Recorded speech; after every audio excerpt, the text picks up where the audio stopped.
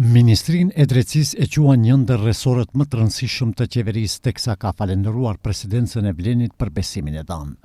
Gjatë një deklarate ekskluzive për televizionin Koha, i nominuari i Vlenit për postin e ministrit të Drejtësisë, profesori universitar Jeton Shasivari, premton vazhdimin e reformave që afrojnë vendin tonë me standardet evropiane, sundimin e ligjit, luftimin e korrupsionit dhe mbi të gjitha transparencë dhe llogaridhënie.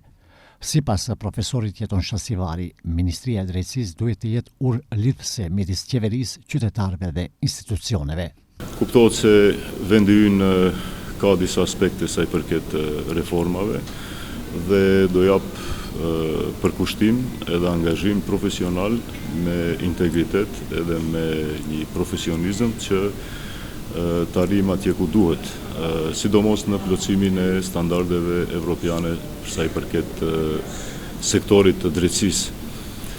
Nga ana tjetër, si profesor universitar, çdo herë kam menduar që ajo që njihet si shkencë juridike duhet edhe të zbërthehet në praktik.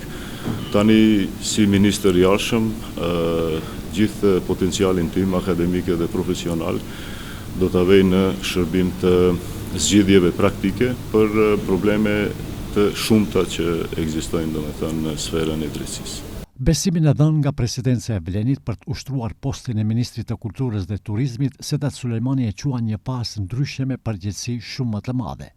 Gjatë një deklarate ekskluzive për televizionin Koha, tha se do të jetë në shërbim të shqiptarëve dhe qytetarëve për të mos i zhgënjur ata që i dhanë besimin.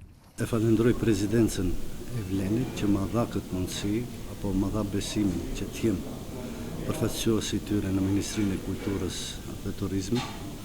Unë deri tani kam qenë zëvendës ministër në Ministrinë e Kulturës dhe Turizmit dhe besoj se kemi punuar mjaft me ekipin tim dhe kemi qenë në shërbim të shqiptarëve për kulturë. Kemi bërë punë se që ndoshta 20 vite nuk janë bërë, po tani kalojmë në një fazë pak më ndryshe edhe përgjegjësia shumë më e madhe. Edhe unë shpresoj se edhe këtë do të kalojmë me sukses, edhe nuk do t'i zhgënjejmë ata të cilët na kanë besuar këtë detyrë, edhe premtoj që do të jemi në shërbim të gjithë qytetarëve të Maqedonisë së Veriut.